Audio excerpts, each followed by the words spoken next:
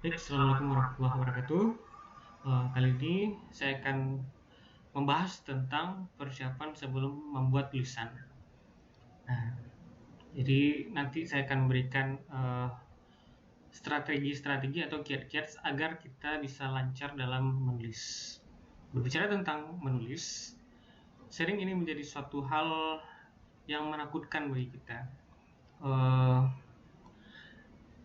Kadang kita ingin membuat tulisan, ingin membuat sebuah artikel, karangan, kita sudah percaya diri mau memulai tulisan itu, tapi tiba-tiba uh, kita jadi buntu, tiba-tiba merasa stuck, terus akhirnya tulisannya tidak selesai. Nah, mungkin itu menjadi frustasi tersendiri karena tulisan yang sudah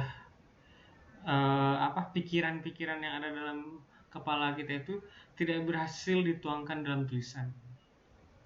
Nah, kali ini saya akan berbagi mengenai hal-hal apa yang kita perlukan atau persiapan apa yang kita perlukan sebelum membuat tulisan. Oke, kita lanjut ke slide berikutnya. Nah,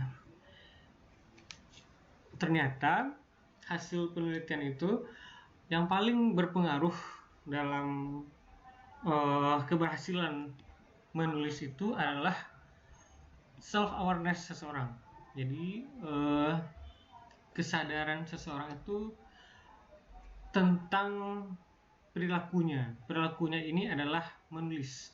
Jadi dia secara sadar punya tujuan dalam penulisannya itu dan terus mengontrol perilakunya agar dia tetap ingat terus dengan menulis ini. Nah, di sini juga dikatakan bahwa seseorang yang sukses itu orang yang paling sukses dan suksesnya itu bertahan lama adalah orang yang berpikir secara sadar mengenai perilakunya dan bagaimana perilakunya itu terkait dengan suatu tugas. Jadi orang-orang yang self awareness ini adalah orang-orang yang fokus dengan pekerjaannya. Mereka akan mengontrol perilakunya,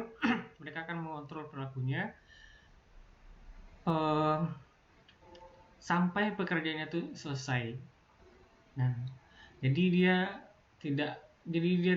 sulit terganggu oleh hal-hal yang lain di luar tujuannya. Nah, itu adalah orang-orang yang self awareness ini. Jadi menurut hasil penelitian, self awareness ini menjadi suatu hal penting dalam memulai tulisan. Jadi ketika mau memulai menulis itu kita sudah mempersiapkan diri kita baik secara emosi, kognisi dan perilaku.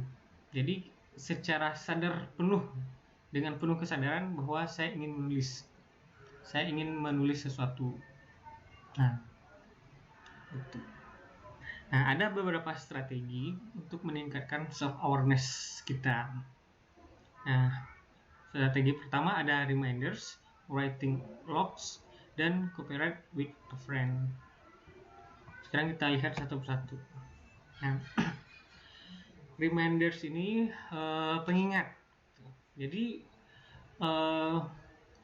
untuk memunculkan self awareness ini kita membuat pengingat. Nah, bisa jadi dengan membuat catatan-catatan kecil yang kita tempelkan di dinding, di laptop, di tempat-tempat yang sering kita lihat. Nah, bisa jadi tulisannya misalnya sudahkah Anda menulis hari ini? Nah, sudahkah Anda menulis hari ini? Nah, pertanyaan-pertanyaan itu akan memancing self awareness kita, akan memancing kognisi, emosi dan behavior kita. Jadi pikiran kita akan berpikir, saudara akan langsung ingat, saya harus menulis. Kemudian itu akan mendorong saudara untuk mengarahkan saudara berperilaku agar segera menulis. Nah, kira-kira seperti itu. Nah, ini membantu membuat kesadaran saudara untuk menulis itu muncul kembali. Nah, ini penting reminders ini. Nah, strategi kedua adalah membuat writing logs. Ini semacam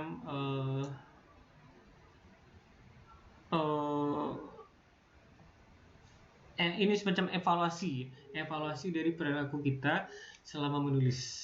Nah, sharingnya dalam menulis itu, kita dalam kegiatan menulis itu, ketika sudah di depan laptop misalnya mau mengetikkan sesuatu, menuliskan sesuatu, atau di atas kertas menuliskan sesuatu, nah tiba-tiba selalu banyak godaan-godaan, selalu banyak distraksi.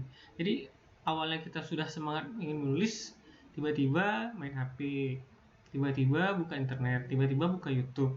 Nah, untuk antisipasi ini, untuk antisipasi perilaku-perilaku kita yang tidak produktif mengenai menulis tadi, kita membuat writing logs.